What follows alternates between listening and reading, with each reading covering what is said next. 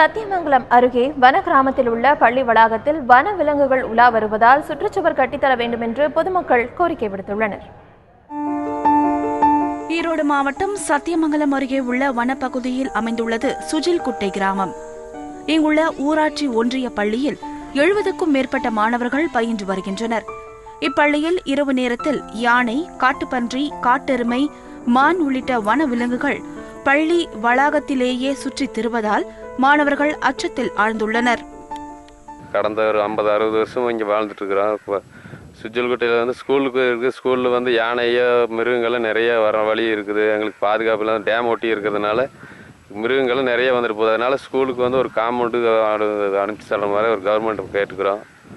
இந்த மாதிரி இங்கே நிறைய குழந்தைய படிக்கிறதுனால எங்களுக்கு பாதுகாப்பு இல்லை. நிறைய முறை அனுப்பிச்சுட்டோமோ எதுவும் எங்களுக்கு ஒரு வசதி எந்த கவர்மெண்ட்டும் செஞ்சு தரல. வனவிலங்குகள் பள்ளி வளாகத்திற்குள் நுழையாமல் தடுக்க பள்ளியை சுற்றி தடுப்புச் சுவர் கட்டித்தர வேண்டும் என்று அப்பகுதி மக்கள் கோரிக்கை விடுத்துள்ளனர். பல ஆண்டுகளாக கோரிக்கை விடுத்தும் பள்ளி கல்வித்துறை நடவடிக்கை எடுக்கவில்லை என்றும் அப்பகுதியினர் புகார் கூறியுள்ளனர். எங்கள் ஊரில் 2-3 பள்ளிக்கூடம் இருக்குதுங்க. குழந்தையெல்லாம் படிக்குதுங்க. ஒரு ரவுண்டு கட்டி கொடுக்குறோன்னு சொன்னாங்க, கொடுக்கலிங்க. ஏதோ உங்களே நாங்கள் மன்னிப்பாக கேட்டுக்கிறோம். எங்கள் குழந்தைகளுக்கு நீங்கள் உதாசனம் பண்ணணுங்க.